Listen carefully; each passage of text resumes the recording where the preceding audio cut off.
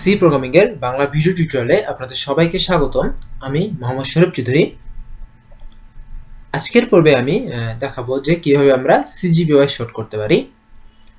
So সিজিপিওয়াই শর্টটা নতুন করে দেখানোর কিছু নেই, স্টুডেন্ট আইডি ওয়াইজ যখন আমি শর্ট দেখিয়ে দিয়েছি সেই হিসেবে সিজিপিটা শর্টও হয়ে গেছে।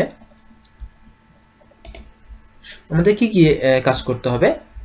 প্রথমে আমরা ইনপুট স্টুডেন্ট এই ফাংশনটা কল করব, তারপর এখানে আমরা সিজিপিও শর্ট ফাংশনটা কল করব, তারপর আউটপুট স্টুডেন্ট। এখন আসলে আমি এখানে বেশ কয়েকটা জিনিস আপনাদেরকে বোঝানোর চেষ্টা করতেছি। সেটা হচ্ছে যে আমি মেইন থেকে মাত্র 3টে ফাংশন কল করেছি এবং এই ফাংশনগুলো আমি এখানে বর্ণনা করেছি। আমি গোটা কাজটা, এই প্রোগ্রামের কাজ হচ্ছে ইনপুট নেওয়া, সেটাকে শর্ট করা এবং সেটাকে আউটপুট দেখানো। এই কাজটাকে আমি 3 ভাগে ভাগ করছি। 3 ভাগে ভাগ করে ফাংশন ওয়াইজ কল করছি, সেগুলোর জন্য আলাদা করে ফাংশন তৈরি করে সেগুলোকে আবার কল করেছি। এটা আসলে হচ্ছে মডুলার প্রোগ্রামিং এবং এর ফলে অনেক বড় কাজ অনেক সহজ হয়ে যায়। আপনি যখন বড় কাজগুলোকে খুব ছোট ছোট অংশে ভাগ করবেন, সেগুলো যদি পারফেক্ট করে সেগুলো কাজ আপনারা ভালো করে পারফেক্ট করলেন, করে সেগুলোকে আবার একসঙ্গে করলেন, তাহলে আপনারা দেখবেন যে কাজটা মোটামুটি সহজ হয়ে গেল। এবং এতে ভুল হওয়ার সম্ভাবনা যেমন কম থাকে, তেমনি আরো অনেক ভুল হওয়ার সম্ভাবনাটাও যেমন কম থাকে, তেমনি আরো সুবিধার হলো যে আপনি খুব সহজে বুঝতে পারবেন যে কোথায় ভুল হবে। যদি ভুল হয়ে যায়, যে কোথায় ভুল হয়েছে সেটা বুঝতে পারবেন। এবং আপনার যদি কোনো জায়গায় চেঞ্জ করতে হয়, তাহলে আপনাকে 100 লাইনের কোডে লাইন বাই লাইন খুঁজতে হবে না, আপনি জাস্ট ফাংশন ওয়াইজ খুঁজে পাবেন।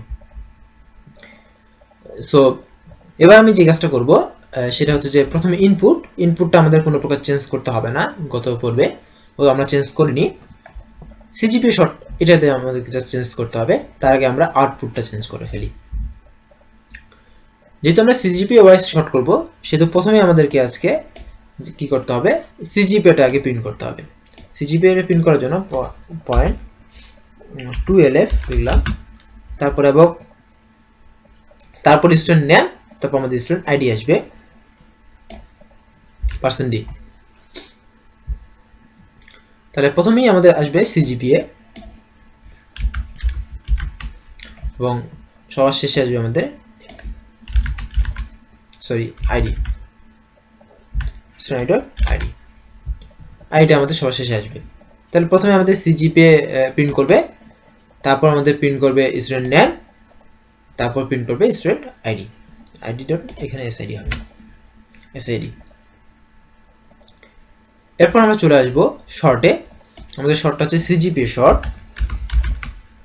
সো আমি বলেছিলাম যে এই কন্ডিশনটার উপর নির্ভর করবে আসলে কি হবে। এখানে জাস্ট আমাদের এসআইডি জায়গায় হবে সিজিপি।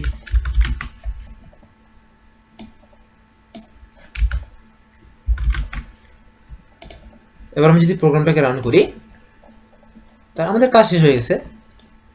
আমরা মোটামুটি 3টা ফাংশনই ঠিক করেছি, জাস্ট আমি পেস্ট করে দিলাম, এন্টার চাপলাম।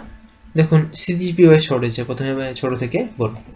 কিন্তু একটা ব্যাপার, সেটা হলো যে আমরা যদি সিজিপি ওয়াইজ শর্ট করি, নেম ওয়াইজ শর্ট করলে ছোট থেকে বড় হয়, কিন্তু সিজিপি ওয়াইজ শর্ট করলে কিন্তু মানে খারাপ থেকে ভালো এই ব্যাপারটা হয় না। সিজিপির জন্য কি করতে হয়, উল্টো করে করতে হয়। প্রথমে বড় ভালো রেজাল্ট আসবে, তারপরে জাস্ট আমরা যদি এই কন্ডিশনটা চেঞ্জ করে ফেলি সেই ক্ষেত্রে হবে। এডিট পেস্ট করলাম, এন্টার চাপলাম, এই কাজটা হলো। দেখুন খুব শর্ট হয়ে গেছে।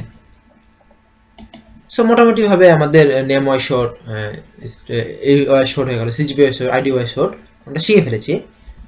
আপনাদের একটা কাজ থাকবে, সেই কাজটা হলো যে দেখুন আমরা যখন সিজিপি ওয়াইজ শর্ট করেছি, দুজনকার সিজিপি যদি একই থাকে, এখানে আদৌ রয়েছে যেমন দেখুন এখানে আমিন এবং অনিল, এই দুজনকার সিজিপি এটা একই রয়েছে।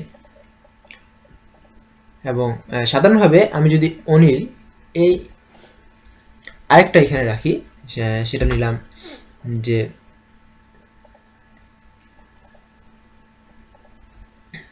আচ্ছা আমি অভির এটা আমি 50 করে দিলাম। যদি করে দেই এবং এটা যদি আমি নিয়ে আবার রান করাই,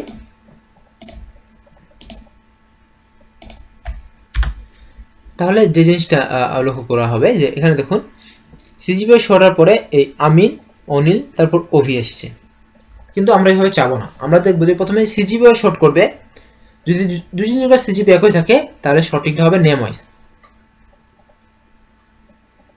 তারপর সঠিকটা হবে নেম ওয়াইজ, যে যার নেম আগে থাকবে শর্টের অবস্থায় সেই অনুসারে হবে। তারপরে আমরা চেক করব যে যদি এটাও একই থাকে তখন আমাদের এই ওয়াইজ শর্ট হবে। এই কাজটা কিভাবে করতে হবে সেটা পুরোপুরি চিন্তা ভাবনা আপনাদের, এবং শর্টিং এর প্রসেসটা আপনি যদি একটু চেঞ্জ করে দেন তাহলে এই কাজটা করা সম্ভব।